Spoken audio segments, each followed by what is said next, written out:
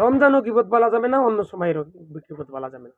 গীবত যদি বলেন আর রোজাও থাকেন তাহলে কেমন হইল?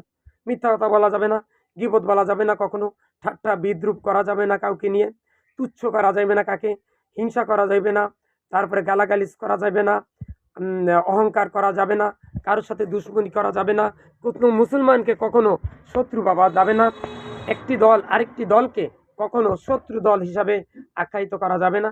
কারণ কি মুসলমান পরস্পর ভাই ভাই, ইন্দাল মুসলিমানি ইখওয়ানুল মুসলমান, এক মুসলমান ও মুসলমানের ভাই ভাই।